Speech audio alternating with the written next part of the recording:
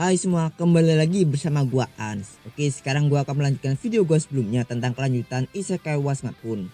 Seperti yang sudah dijelaskan di video sebelumnya, di video kali ini Toya sedang berusaha memberitahukan atau memperingati Federasi Rodomia akan kedatangan monster kristal agar tragedi yang terjadi di Euron itu tidak terulang kembali, atau setidaknya penduduk di negara itu bisa aman gitu dari invasi monster kristal sekitar 1 minggu lagi.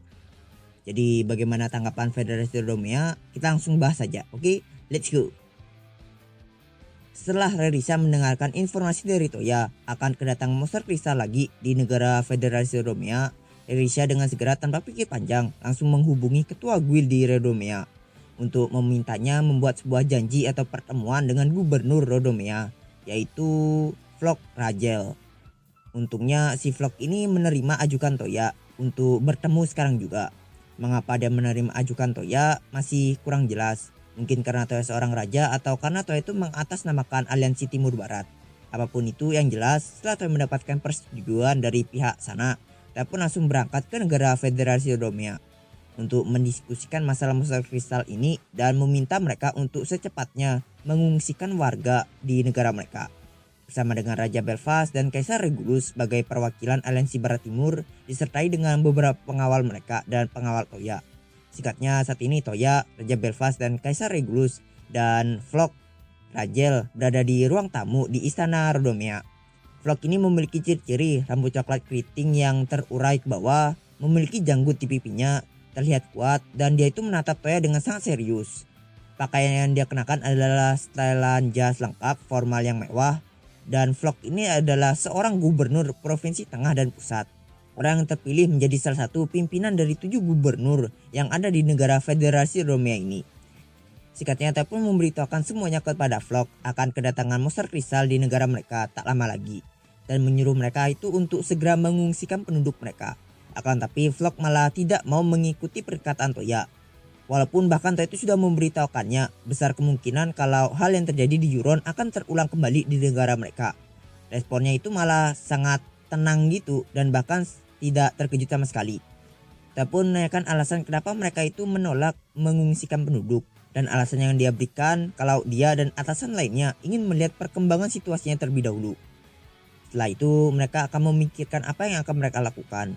Dengan alasan ini, Toya jadi penasaran apa yang mendasari ketenangan mereka itu. Apakah mereka percaya diri bisa mengalahkan monster kristal atau bagaimana? Kemudian Flock pun menanyakan balik ke Toya tentang dari mana Toya itu mendapatkan informasi kedatangan monster kristal di negara mereka. Karena Toya nggak bisa memberitahukan identitas N ke Flock, Toya meyakinkannya bahwa informasi yang Toya dapatkan itu dari salah satu rekan terpercaya Toya. Tapi sayangnya Flock itu malah makin meragukan perkataan Toya. Karena Flock dan atasan lainnya itu memiliki sebuah prinsip gitu, untuk tidak mempercayai seseorang yang tidak pernah mereka temui sebelumnya. Kemudian Flock pun memberitahukan kalau sebenarnya alasan dibalik keputusan mereka tadi dikarenakan para gubernur lainnya itu termasuk Flock memberikan beberapa pendapat yang bermacam-macam. Ada yang memilih mengikuti saran Toya untuk mengungsikan penduduk, ada yang memilih untuk tidak mengungsikan, dan ada yang memilih untuk melawan. Karena perbedaan pendapat itu, mereka pun memutuskan untuk mengambil jalan tengah, yaitu melihat situasinya terlebih dahulu, baru membuat keputusan. Mendengar tanggapan mereka tadi tentang inflasi monster kristal, di dalam hati Toya itu merasa sangat marah. Padahal yang jadi taruhan di sini adalah nyawa banyak penduduk, tapi mereka itu malah asik memperdebatkan sesuatu yang tidak perlu. Sementara Toya masih kesal, Kaisar Regulus menggantikan Toya bertanya ke Flock. Di sini Kaisar Regulus menanyakan apakah Flock dan atasan lainnya tahu kekuatan monster kristal. Alasan Kaisar bertanya seperti itu karena di salah satu pendapat mereka tadi itu berniat melawan monster kristal. Jadi Kaisar Regulus penasaran aja apa yang membuat mereka itu pede. Flock pun menjawab yang intinya mereka itu pede sebab mereka itu pernah mengalahkan monster kristal tingkat bawah yang pernah muncul di negara mereka. Jadi kekuatan monster kristal yang mereka kalahkan itu jadi patokan gitu. Dengan patokan itu, mereka itu sudah memikirkan tindakan balasan apa yang akan mereka lakukan untuk melawan monster kristal nanti. Berdasarkan referensi pertempuran Toya dan aliansi Barat melawan monster kristal di Euron. Mendengar jawaban itu, Toya pun makin penasaran sama rencana mereka. Lalu dengan senyuman sombong, Flock pun menawarkan melihat langsung senjata yang sudah mereka siapkan untuk melawan monster kristal dalam rencana mereka itu. Toya, Raja Belfast, dan Kaisar Regulus mengikuti ajakan Flock itu. Dan mereka pun dituntun oleh Flock dan penjaganya keluar istana. Di tengah perjalanan Toya itu sempat melihat-lihat bangunan-bangunan yang ada di kota. Bentuk-bentuk bangunan di sana itu sangat mirip seperti barokyu di Rusia. Melihat kemiripan ini, Toya berprasangka kalau Federasi Rodomia juga melakukan hal yang sama seperti Peter Agung yang membawa budaya Eropa ke Rusia. Lalu beberapa menit kemudian mereka pun sampai di belakang istana. Di belakang istana Toya itu melihat ada satu benda yang sangat familiar hingga membuat Toya itu nggak bisa berkata apapun. Benda itu adalah behemoth golem kayu milik suku Rivet yang Toya telah hancurkan di pembahasan sebelumnya saat melawan suku Rivet. Hanya saja golem kayu yang ada di hadapan Toya saat ini memakai sebuah zirah besar di seluruh tubuhnya. Gasper sebagai pengawal Kaisar Regulus yang melihat itu pun menanyakan tentang keamanan golem itu. Dan Flock pun meyakinkan bahwa golem itu tidak berbahaya. Dia menendang kaki itu golem untuk membuktikannya. Lalu dia menjelaskan bahwa golem kayu itu tidak akan bergerak kecuali orang-orang penting seperti Flock yang memerintahkannya. Lalu Raja Belfast gantian bertanya mengenai ukuran golem kayu itu yang tidak wajar.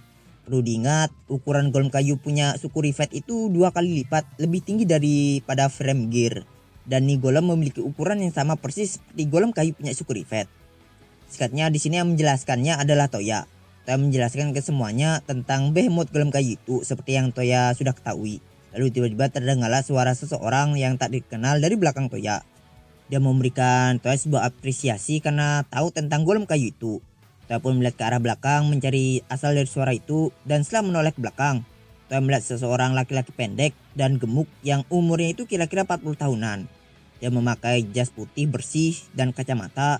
Rambutnya tinggal sedikit, namun walaupun terlihat gugup, dia itu tersenyum dengan wajah yang berminyak. Toya bertanya ke Flock tentang orang itu. Kemudian Flock pun memperkenalkannya sebagai seorang yang membuat golem kayu tadi. Namanya adalah Dr. Edgar Bowman. Selain itu, Dr. Bowman ini diperkenalkan sebagai dokter muda jenius, sekaligus seorang sarjana mesin sihir. Ya pokoknya nih orang diperkenalkan seperti orang hebat gitu. Toya mendengar ini malah heran, terutama sama julukan dokter muda. Karena dilihat dari manapun, Dr. Bowman ini seperti om-om. Toya pun nanya langsung umur Dr. Bowman ke orangnya sendiri. Lalu dengan kebingungan Dr. Bowman menjawab kalau di tahun ini umurnya 24 tahun. Di dalam hati Toya pun kaget dengan penampilan seperti om-om yang pendek dengan rambut yang hampir botak.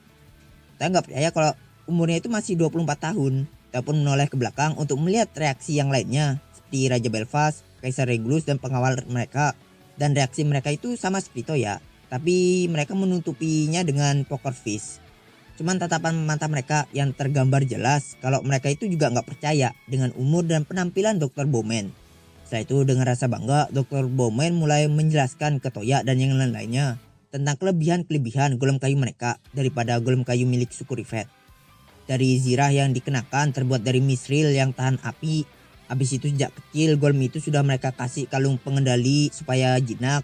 Lalu core-nya yang termasuk kelemahan mereka sudah dilapisi dengan beberapa zirah yang bisa beregenerasi. Dan mereka bisa memproduksinya secara massal dengan harga murah. Jadi mereka memiliki banyak golem kayu yang sudah full armor dan sudah pada besar-besar. Selain itu dia juga tidak menyangkal kalau golem kayu itu memang punya suku Rivet yang mereka beli di pasar gelap. Tapi mereka membelinya dari kecil dan mengembangkannya hingga sebesar sekarang. Dengan keunggulan yang sudah dia sebutkan tadi dan stok yang mereka punya itu masih banyak, Dr. Bowman sangat yakin kalau golem-golem kayunya itu bisa mengalahkan invasi monster kristal yang akan datang nanti. Dan mendengar penjelasan itu, Toya malah makin kesal gitu. Sebab Toya itu gak suka tipe orang yang selalu berbicara tentang kelebihan sesuatu saat menjelaskan sesuatu. Saking kesalnya bahkan Toya sampai menyesal gak sempat menghancurkan semua golem kayu suku Rivet waktu itu. Apalagi setelah Toya itu mendengarkan kepedean Dr. Bowman kalau golem kayu mereka itu bisa melawan invasi monster kristal. Padahal jika dibandingkan Fremgir Toya, tuh golem itu gak ada apa-apanya. Cuma menang gede doang, walaupun sudah dikasih zirah dan sebagainya gitu. Zirahnya pun juga dari misril. Jika dibandingkan dengan material monster kristal, itu gak ada apa-apanya. Memang golem kayu itu bisa mengalahkan monster kristal, tapi cuma sebatas monster kristal kelas bawah aja. Kemudian Toya pun nanya lagi tentang statusnya yang lain, tentang sarjana mesin sihir. Apakah Dr. Bowman ahli alat sihir hingga mendapatkan julukan itu? Dan dengan bangga dia menjawab iya. Dia saat ini tengah meneliti atau mempelajari warisan Paruteno kuno tentang buku sihir yang ditulis oleh Profesor Deborah X. Benda-benda yang dia pasangkan di golem kayu dia itu adalah hasil dari penelitiannya itu. Sontak mendengar nama Profesor Deborah X, Toya pun langsung kaget. Orang yang telah membuat barang rusak seperti jarum pengendali pikiran dan seluruh karyanya dianggap sampah oleh Profesor Babylon, Dr. Bowman malah mempelajarinya dan mengaplikasikannya di golem-golemnya itu. Lalu Dr. Bowman balik nanya ke Toya apakah frame gear milik Toya itu juga buatan Profesor Deborah. Karena dia sangat yakin hanya Profesor Deborah saja yang bisa membuat benda-benda yang menakjubkan seperti frame gear. Ya bisa dibilang nih orang sudah sangat kagum gitu sama Profesor Deborah. Tentu Toya menjawab tidak. Toya ngasih tahu kalau yang membuat frame gearnya Toya itu adalah Profesor Babylon. Dan karena Dr. Bowman ini nggak tahu dan nggak pernah dengar atau lihat nama Profesor Babylon di buku idolnya itu, dia nanya lagi apakah Profesor Babylon itu pernah disebutkan di buku. Lalu Toya menjawab itu rahasia. Sontak mendengar jawaban Toya itu, Dr. Bowman langsung kesal gitu. Kemudian Kaisar Regulus lagi-lagi menanyakan keamanan dan kekuatan dari golem kayu mereka itu ke Gubernur Flock. Karena merasa diremehkan, alis Flock pun naik satu. Akan tapi yang menyeletuk di sini bukanlah Flock, melainkan Dr. Bowman yang intinya pokoknya ini orang itu mulai kebakar emosinya dan mulai membalas dengan meremehkan frame gear Toya. Dia dengan sombongnya mengatakan kalau golem kayu mereka lebih kuat daripada frame gear Toya. Gasper yang mendengar frame gear Toya itu diremehkan pun marah. Dia pun langsung menarik pedangnya tapi berhasil dihentikan oleh Kaisar Regulus. Kemudian Flock meminta maaf atas perkataan Dr. Bowman tadi. Meskipun di matanya itu nggak ada niat untuk minta maaf. Kedua negara ini, Federasi Romea dan Regulus itu memang musuhan selama 200 tahun hingga sekarang. Maka dari itu Dr. Bowman atau Flock langsung emosi saat golem kayu mereka itu diragukan oleh Kaisar Regulus. Alasan dibalik kedua negara ini bisa musuhan karena 200 tahun yang lalu Federasi Romea ini memilih merdeka dari Regulus. Jadi semenjak itu mereka berdua itu selalu konflik gitu. Ya modelnya mungkin kayak kita dan sebelah lah. Tapi lagi-lagi Kaisar malah memprovokasi mereka dengan meragukan kemampuan golem kayu mereka dalam bertarung sambil melindungi penduduk mereka secara bersamaan. Makin emosilah mereka itu. Flock dengan amarahnya yang meluap-luap, Flock balik menanyakan dengan nada yang nantang gitu. Apakah frame gear Toya itu bisa menang melawan golem mereka? Di sisi lain, Dr. Bowman dengan kepedeannya akan kekuatan golemnya itu, dia memasang ekspresi nantang dan marah ke arahnya Kaisar. Dan benar sifat atau perilaku yang orang idiot lakukan menurut Toya. Karena dia secara terang-terangan memasang ekspresi seperti itu pada pimpinan negara lain. Dan tentu saja pendamping setia Kaisar, Gasper, gak terima pimpinannya itu dipandang seperti itu. Dia pun juga balik melakukan hal yang sama ke Dr. Bowman. Selain itu para pengawal Regulus dan Federasi Romea juga saling menatap satu sama lain. Pokoknya suasana di sana itu sudah memanas. Bahkan Toya juga ikutan memanas. Toya di sini benar-benar ikut kesal sama perilaku Dr. Bowman karena kesombongannya itu dan kepedeannya itu. Dan Toya merasa kalau dia itu sudah berbohong akan sesuatu saat menjelaskan tentang kalung pengendali yang dia pasangkan di golem kayu mereka. Bagi Toya saat dia menjelaskan itu, dia itu terlihat seperti telah mencampurkan beberapa hal. Kayak kesannya itu kayak belum kelar gitu atau prototype gitu tuh kalung menurut gua. Lalu kemudian Raja Belfast pun memberikan sebuah usulan gitu Toya untuk menunjukkan frame gearnya di hadapan mereka. Mendengar usulan ini Toya sebenarnya setuju aja, tapi untuk jaga-jaga Toya nanya balik apakah tidak apa-apa. Raja Belfast menjawab kalau itu tidak apa-apa. Malah kalau tidak dilakukan sekarang, masalah ini akan menjadi membesar. Dengan cara itu juga Toya itu mungkin bisa memperbaiki pendapat mereka yang meremehkan monster kristal. Karena sudah begitu, tidak ada lagi bagi Toya untuk menahan diri. Toya membuka gate-nya dan menurunkan kavalier dari atas langit. Kavalier berwarna abu-abu pun turun secara tiba-tiba hingga membuat semua orang-orang Federasi Romea pada terkejut akan kemunculannya itu. Setelah itu Toya pun memperkenalkan kavaliernya itu dan menjelaskan kalau itu adalah frame gear-nya yang paling lemah dari yang lainnya. Semua orang Federasi Romea yang melihat sosok kavalier mulutnya mereka itu pada terbuka. Tapi setelah itu mereka itu terutama Dr. Bowman tertawa gitu, tertawa kecil. Kayak senyum-senyum gak jelas gitu, senyum-senyum ngejek gitu. Dilihat dari ukuran, Kavalier Toya dan golem kayu mereka memang jauh berbeda. Jika dipikirkan secara logis, dengan perbedaan di ukuran itu, Kavalier Toya pasti akan kalah hanya dengan sekali tampol. Mungkin itulah yang mereka pikirkan. Makanya mereka itu masih bisa menunjukkan kesombongan mereka. Toya yang kesal karena tahu isi pikiran mereka pun langsung menantang mereka untuk duel membandingkan kekuatan antara Kavalier dan golem kayu mereka. Tentu dengan sangat pede, Flock dan Dr. Bowman menyetujui tantangan Toya itu. Dengan begitu, dalam 10 menit ke depan, pertandingan simulasi antara Cavalier dan golem kayu mereka akan dimulai. Flock, Dr. Bowman dan penjaga mereka pun langsung meninggalkan Toya dan yang lain-lain untuk menyusun rencana. Begitupun juga dengan Toya dan yang lain-lain. Awalnya Toya berniat ingin Nicola yang akan mengoperasikan Cavalier melawan golem kayu mereka. Tapi dengan tatapan yang menakutkan, Gasper dari belakang tiba-tiba meminta ke Toya untuk mengizinkannya mengambil posisi itu. Dia juga bersumpah atas nama Kekaisaran Regulus bahwa dia tidak akan kalah melawan golem kayu mereka itu. Pengawal kaisar lainnya pun juga memasang raut muka yang serius gitu, seakan-akan mensupport keinginannya Gasper. Bahkan Kaisar Regulus pun juga menganggukkan kepalanya, yang seakan-akan juga sudah menyetujui keinginannya. Karena kemungkinan menangnya akan sangat tinggi jika Gasper itu memiloti Cavalier, ataupun menyetujui permintaan Gasper itu menjadi perwakilan aliansi Barat Timur. Lalu Toya bertanya ke Gasper ingin menggunakan tombak sebagai senjatanya, dan Gasper pun menjawab iya.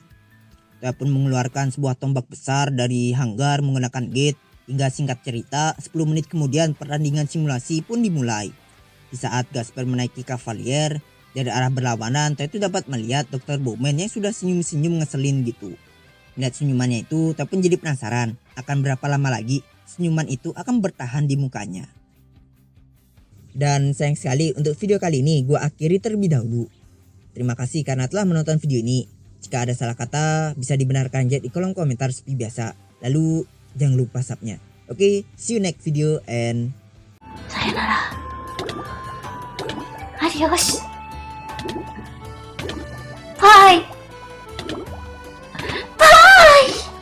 Hasta la vista, everybody.